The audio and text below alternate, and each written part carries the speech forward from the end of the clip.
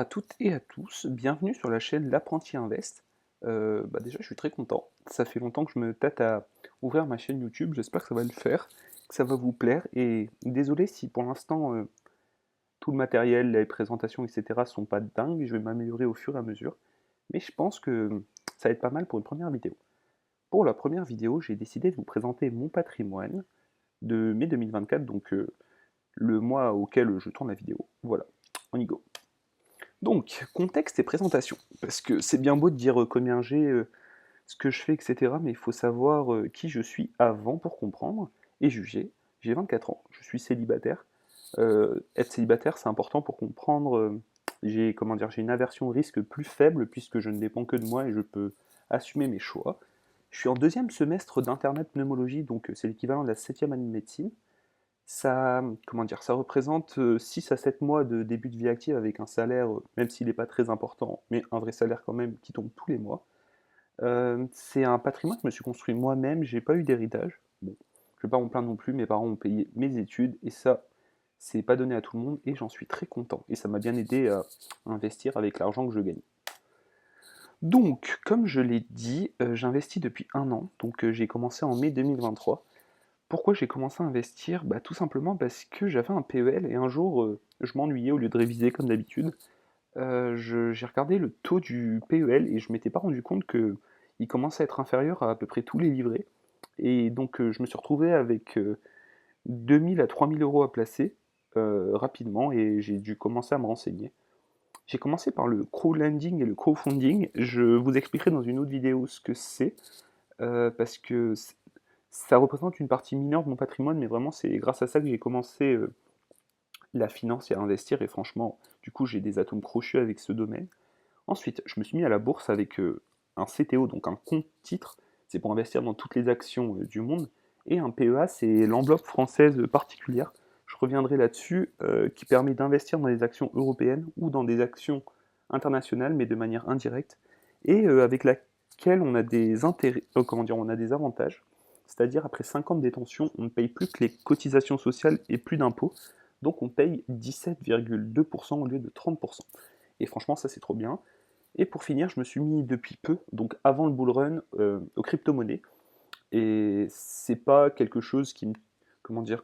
C'est pas un pourcentage majeur de mes investissements, mais je préférais mettre une pièce dessus au cas où. Donc, on commence par mon patrimoine total brut. Bon, si je parle de patrimoine total brut, c'est que j'ai un patrimoine total net, donc j'ai des crédits, enfin un crédit, pas très important, mais bref. Donc mon patrimoine brut s'élève à 28 165 euros.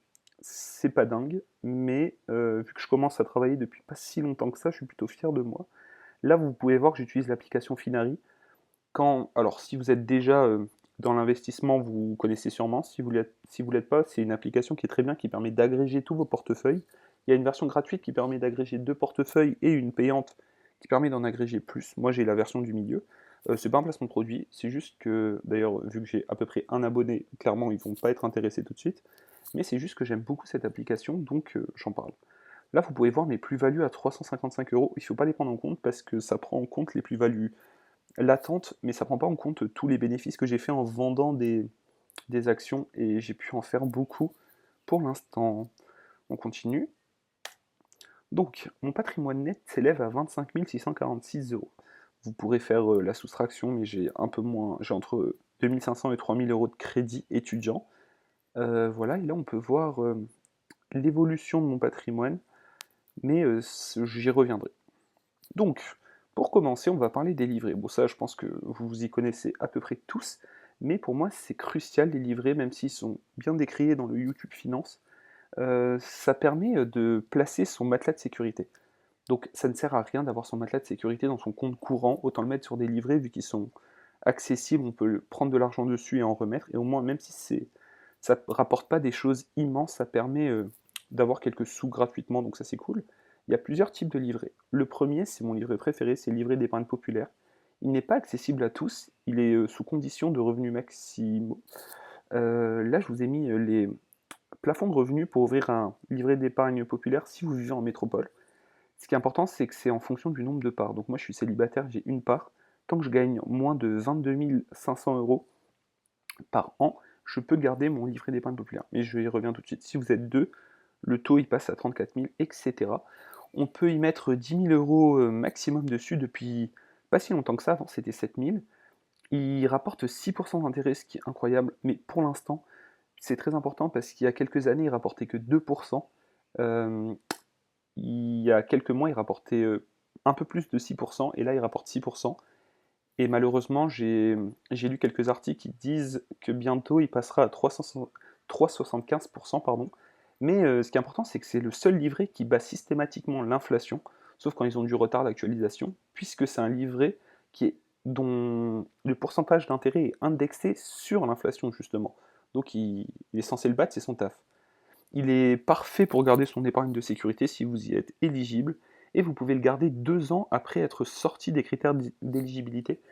Je m'explique. Donc là, chaque année, vous allez devoir envoyer votre déclaration fiscale à votre banquier. Si là, et donc vous envoyez celle de l'année précédente. Si vous rentrez plus dans les critères, vous avez encore un an où vous y êtes toujours, puisque vous allez envoyer votre imprimé fiscal de l'année précédente. Ensuite, quand au bout d'un an, vous allez envoyer un avis d'imposition où les critères ne sont plus respectés, mais vous aurez un sursis d'un an, puisque vous devez être sorti pendant 2 ans d'affilée, le d'affilée est très important, pour ne plus avoir accès au livret d'épargne populaire. Ça veut dire qu'il y aura 2 ans pendant lesquels vous allez toucher les intérêts malgré que vous soyez dans les critères d'exclusion. Désolé, c'est un peu brouillon ce que je dis, mais l'idée y est. Ensuite, il y a le livret jeune. Vu que j'ai moins de 26 ans, je peux le garder. On peut mettre que 1600 euros maximum et le taux est à 4% pour l'instant. Pareil, je pense qu'il va descendre. Et le livret A, le livret le plus connu, on peut y mettre 2500 ou 2250 à peu près, 3% d'intérêt. Mais il rapporte moins que l'inflation. Et ça, c'est un peu dommage. Mais bon, on va pas s'en priver. Si vous avez un peu d'argent à garder de côté, vous pouvez le mettre dessus si vos autres livrets sont pleins ou que vous n'y avez pas accès. Donc moi, pour mes livrets, j'ai une petite somme dessus de 13 757 euros. C'est un peu beaucoup pour certains. Ils conseillent de mettre entre 3 et 6 mois de revenus dessus, puisque ça représente le matelas de sécurité classique. Moi, je préfère avoir plus, tout simplement parce que je fais ce que je veux, que ça dépend de votre situation, et que pareil, j'ai besoin d'apport si j'ai besoin de faire de l'immobilier bientôt. Je préfère avoir de l'argent de côté s'il y a des travaux, etc. Mais bon, je reparlerai de la partie immobilière plus tard et de mes envies pour le futur. Mais ce qui est important, c'est qu'ils sont tous dans ma banque principale LCL et je vais vous les détailler tout de suite. Donc j'ai un livret d'épargne populaire, comme je vous ai dit, à 10 000 euros. Et donc j'ai atteint le plafond. Ce qui est cool, c'est que les intérêts seront versés dessus. Vous pouvez dépasser le plafond, mais pas des versements, mais juste avec les intérêts, vous pouvez dépasser le plafond. À 6%, donc ça me rapporte 600 euros par année, 50 euros par mois d'une manière sécurisée, puisque c'est un livret qui est garanti par l'État, et ça c'est important. Mon livret A avec 2000 euros, bon ça c'est pas très intéressant. Et mon livret jeune avec 1600 euros. Mon compte sur livret ne sert à rien, puisque les 3 premiers sont défiscalisés, et celui-ci est on doit payer des impôts dessus et avec un pourcentage d'intérêt ridicule. Il est juste ouvert comme ça, il ne sert à rien. Voilà. Ensuite, les actions et les fonds, donc ma partie préférée, comme vous allez le deviner bientôt. Il y a 10 500 euros dessus, je suis content, j'ai dépassé la barre des 10 000 récemment. Pareil, il ne faut pas prendre en compte ma performance puisqu'elle est bien supérieure à celle-ci, là c'est juste les plus-values latentes. J'investis sur 2 enveloppes, là vous pouvez voir que j'investis tous les mois. C'est un espèce d'escalier raté, puisque des fois je fais quelques bêtises, mais normalement, vu que je verse tous les mois une somme, on devrait atteindre un petit escalier. J'ai investi sur 2 enveloppes. Le PEA, dont je vous ai parlé tout à l'heure, compte PEA, qui est chez Bourse Direct, et mon compte titre pour les actions internationales, qui est lui chez Trade Republic. C'est très bien, puisque Trade Republic, il permet de faire, de faire un versement de faire un plan d'investissement programmé, pardon, ce qui permet de se libérer de la charge mentale et de mettre tous les mois la même somme. Et verser tous les mois la même somme, ça permet d'être régulier et de ne pas faire d'erreur en vendant trop vite ou en achetant trop vite, et de lisser le prix de revient unitaire. C'est la méthode du DCA, Dollar Cost Average, mais j'en parlerai dans une autre vidéo. Donc voilà, je recommande. Ensuite, le crowdlending ou le crowdfunding, vous allez voir, je fais plusieurs fois de lapsus, j'expliquerai dans une autre vidéo la différence entre les deux. mais c'est pas grave, on va pas chipoter. J'investis sur plusieurs plateformes. Là, c'est comment dire, une petite agrégation de mes plateformes préférées. Bien prêté, ma plateforme préférée avec des taux d'intérêt supérieurs à 10% et très peu de défauts. C'est du rachat de créances de petites entreprises. Ensuite, l'Endosphère. J'ai 700 euros dessus. C'est une plateforme qui permet d'investir dans les énergies renouvelables. Elle est incroyable. Je l'aime beaucoup, même si les taux sont un peu plus faibles, mais c'est toujours bien d'investir dans les énergies renouvelables.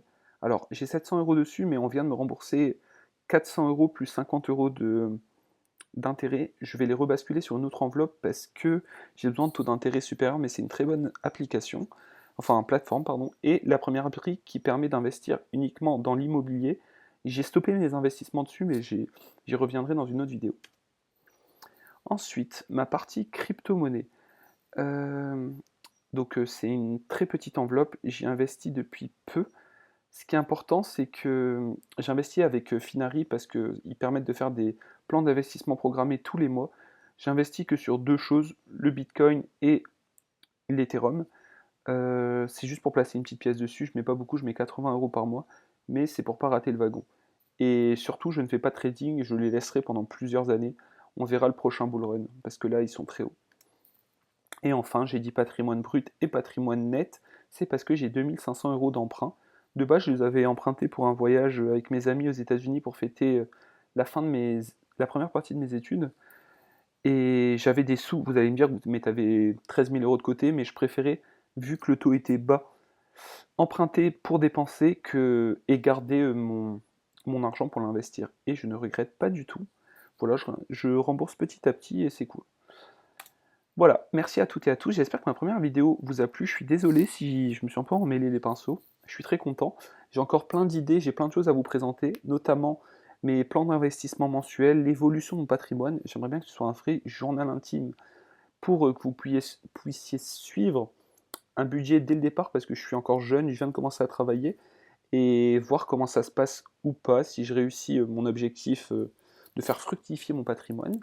Je vous parlerai des différentes enveloppes dans lesquelles j'investis, combien j'ai dessus, quelles actions j'ai, dans quoi et comment je fais du crowdlending et du crowdfunding. N'hésitez pas à liker, vous abonner et partager. Pour l'instant, je ne filme pas mon visage, je ne fais pas de facecam, pardon, mais ça sera peut-être amené à changer. J'attends de voir si j'ai assez d'abonnés pour pas me fatiguer parce que c'est plus compliqué. Vous pouvez vous abonner aussi à mon Twitter pour suivre un peu plus d'actualité, l'apprenti Invest, mais sans le E cette fois-ci. Et tous mes liens de parrainage pour toutes mes plateformes seront en description de ma chaîne YouTube. C'est important parce que vous pouvez gagner des bonus. Et les bonus, c'est de l'argent gratuit.